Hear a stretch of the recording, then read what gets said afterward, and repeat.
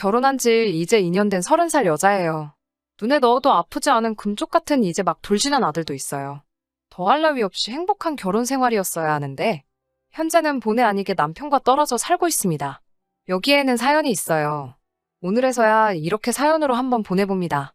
저는 되는 대로 살아왔던 제 과거를 뒤로하고 마음 고쳐먹고 고시 공부를 하겠다며 아르바이트를 병행하면서 혼자 고시원 생활을 하고 있었어요. 남편도 그때 고시촌에서 만났습니다. 남편은 아무것도 없이 혼자임으로 힘들게 살아가는 저를 응원해주고 아껴줬고 그렇게 우리는 서로 결혼을 약속하게 되었습니다. 아무것도 없는 저를 아껴주던 그 모습에 이 사람이라면 평생을 함께해도 되겠다는 생각이 들었어요. 당시 남편의 나이가 34으로 공무원 준비하기에도 조금 늦은 나이였고 저와도 나이차가 많이 났지만 항상 차분하고 어른스러운 모습에 남편의 청혼에 알겠다고 응했습니다. 친정부모님은 남편이 직업도 없고 구급공무원 준비하기에도 조금 늦은 거 아니냐며 내키지 않아 하셨는데 결국엔 제가 내린 결정이니 알아서 잘 했을 거라 하시며 결혼을 허락해 주셨어요. 저도 30을 다 바라보고 있던 시기이기도 하고 남편은 이미 혼기가 지나 있었기 때문에 결혼은 정말 빠르게 진행되었습니다. 양가상결례를 하는 자리에서 시부모님은 저희 부모님에게 어디에 사시냐고 물어보더라고요. 서울 서남권 쪽에 살고 계신다 대답하니 살짝 표정을 찡그리시고는 별다른 말을 하지는 않으셨어요. 그 질문을 하신 의도가 무엇인지 처음부터 눈치챘더라면 이런 일도 없었을 텐데 하는 생각이 들 때가 있어요. 아마도 그 동네가 워낙에 서울에서도 낙후된 지역이라 사는 곳을 가지고 저희 부모님을 평가하셨다는 걸 이제서야 이해했으니까요.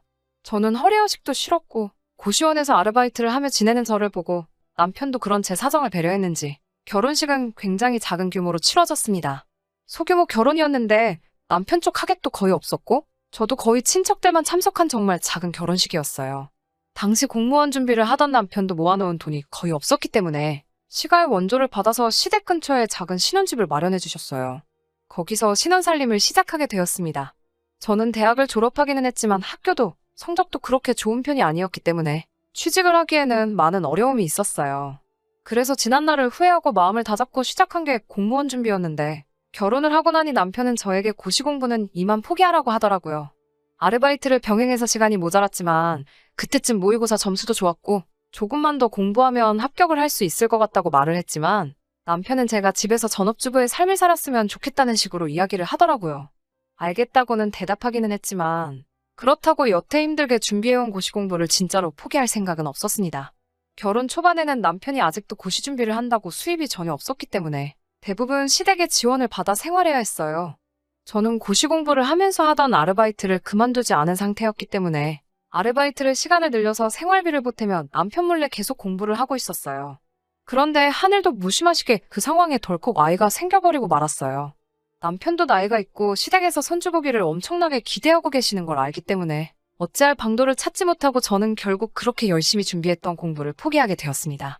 그래도 아이가 생겼다는 사실에 일말의 책임감을 느낀 건지 남편도 고시 공부를 그만두었고 변변찮은 중소기업에 취직을 했어요. 여태껏 열심히 준비했는데 포기해야만 하는 그 기분이 10분 이해가 되었기 때문에 남편에게는 그만두지 않아도 된다는 이야기를 했지만 고집을 부리며 이제 자기도 아빠인데 아빠로서 떳떳한 모습을 보여야 하지 않겠냐며 결국 2년을 넘게 준비했던 시험을 포기하고 말았어요.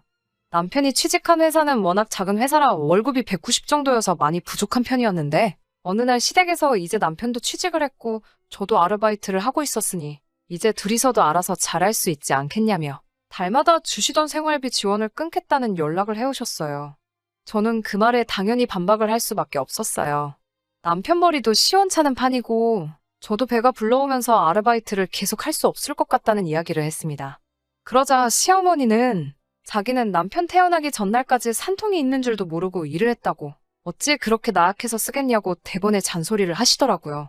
남편이 벌어오는 게 적다는 말에도 제가 그 당시 제가 아르바이트로 벌던 돈의 2배를 벌어오는데 그게 뭐가 적은 돈이냐면서 네가 좀 더 벌어오면 되는 걸 왜 남편을 탓을 하느냐는 듯이 말씀하시더군요. 남편도 그 말에 별다른 말을 하지 않고 오히려 저를 설득하려고 들었습니다. 워낙에 자수성가하신 분들이라 고집이 남다르시다며 그 고집 꺾을 생각하지 말고 따르자고요. 그래도 결혼할 때 집도 해주셨고 위치가 가까워 아이가 태어나면 애들도 봐주실 거고 하니 당장은 힘들더라도 우리 앞길을 분명히 닦아주실 분들이라면서 아이가 태어나면 시부모님께 아이를 맡기고 저도 아르바이트를 다시 할 수 있지 않겠느냐고 설득해왔어요.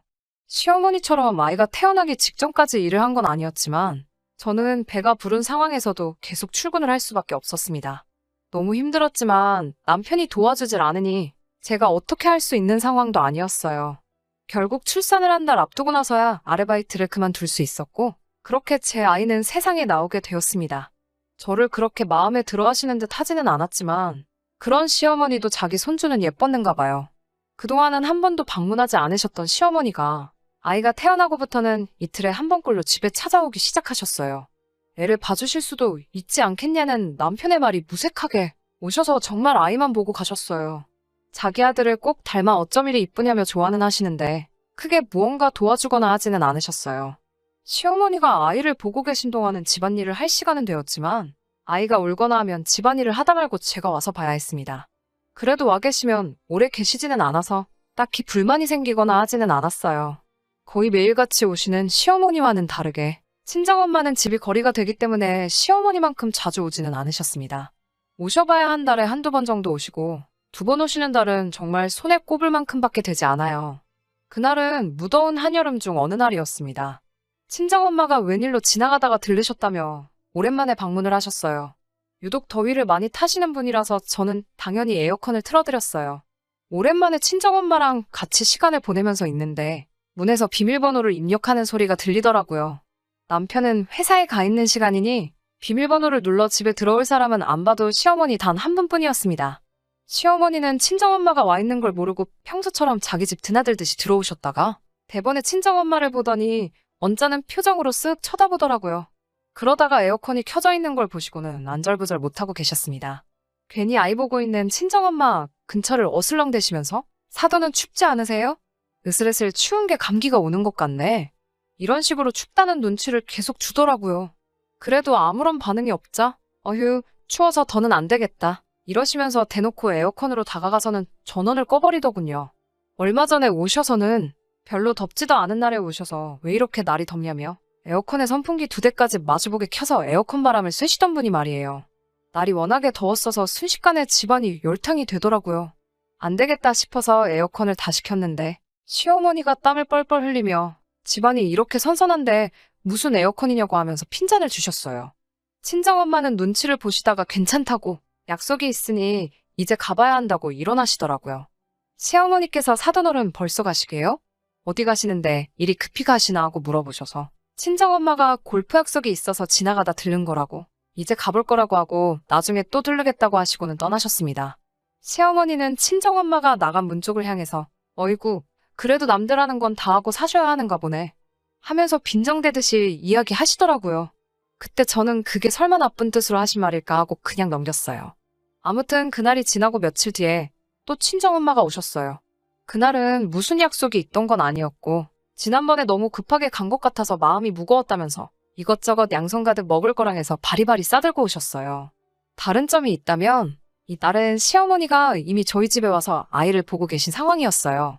엘리베이터가 없고 계단만 있는 빌라였기 때문에 양손 가득 이것저것 들고 들어오시느라 땀을 많이 흘리셨길래 친정엄마를 에어컨 바람이 잘 드는 자리로 앉혀드리고 에어컨에 전원을 넣었죠.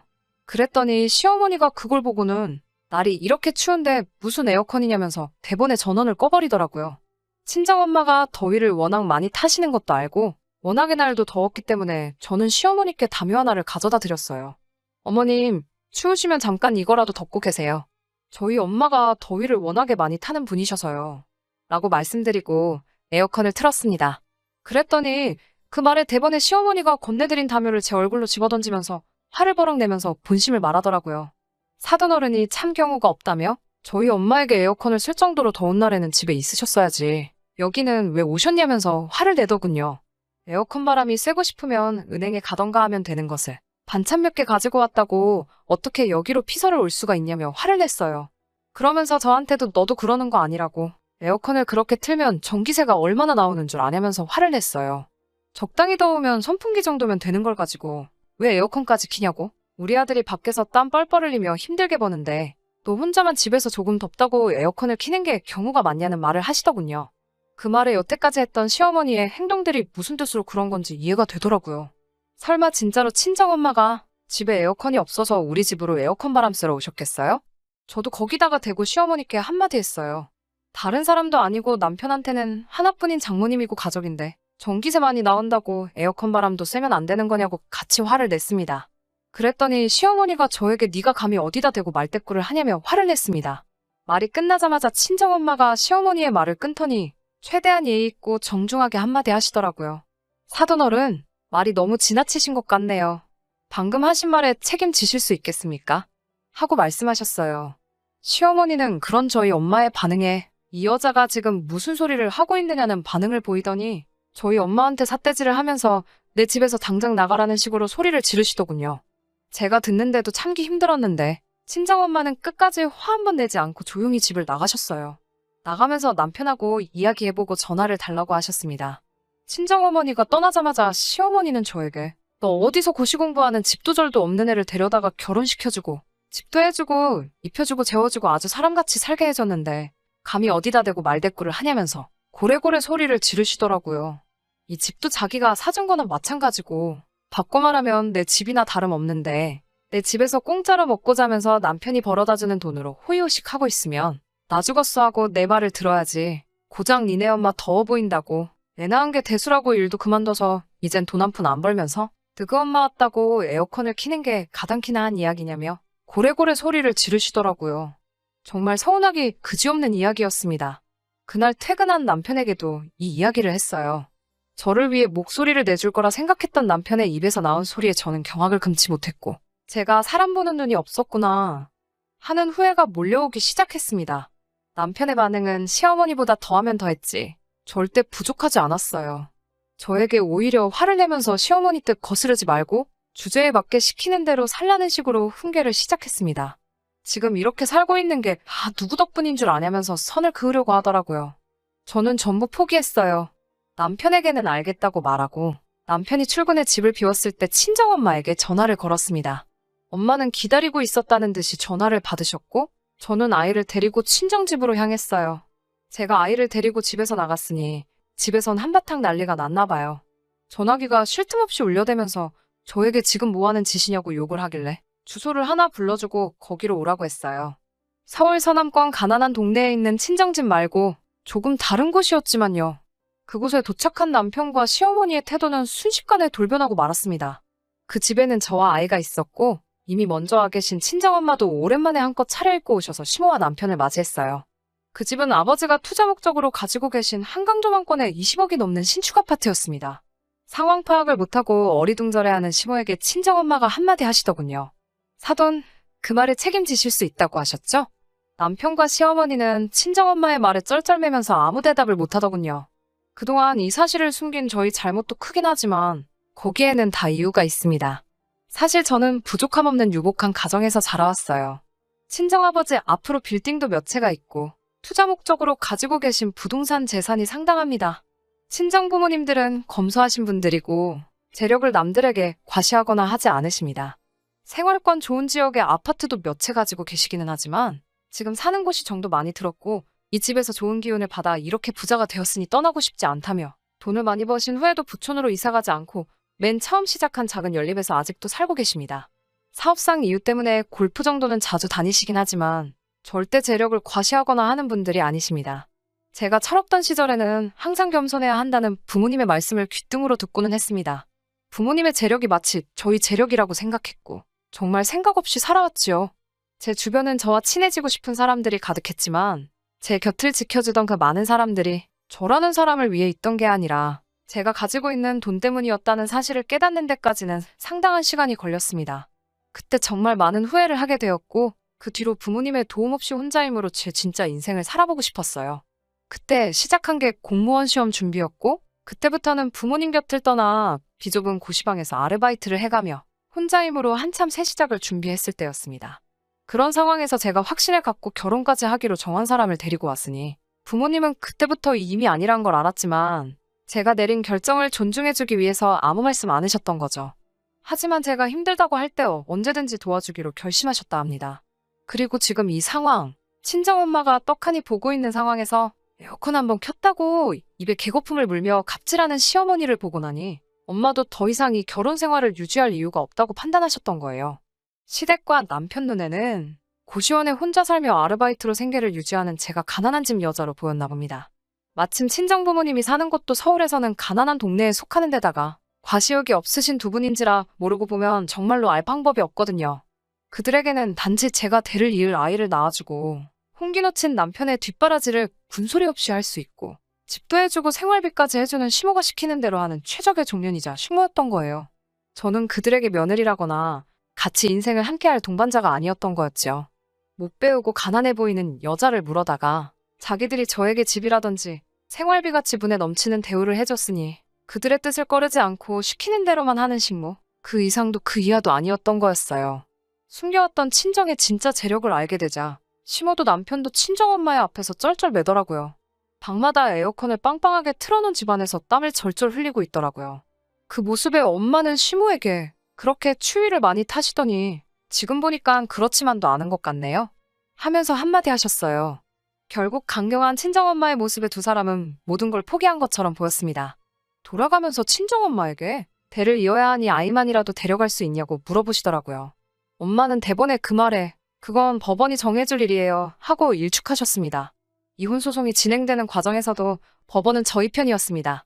제가 살고 있는 집이나 모든 것들이 부모님의 소유였기 때문에 남편이 그 재산에 기여한 바가 없어 제가 지불해줘야 할 위자료도 전혀 없었고 아직 1살밖에 안 되는 아이였기 때문에 아이의 복리나 발전에 있어서도 저와 있는 게 더 유익하다는 판결이 나서 양육권도 제가 가져올 수 있었어요. 부모님은 제 결혼 자리는 더 좋은 사람으로 찾아봐 줄 테니 걱정 말라고 하셨습니다.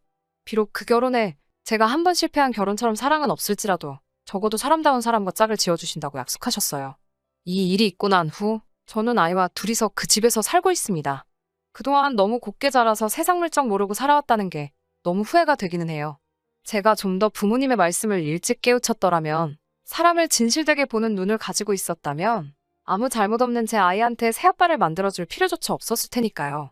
아이에게는 미안하지만 앞으로 시작할 아이와 저희 새 인생에 앞으로 좋은 일만 한가득 생겼으면 좋겠습니다. 그럼 이만 사연 마치도록 하겠습니다.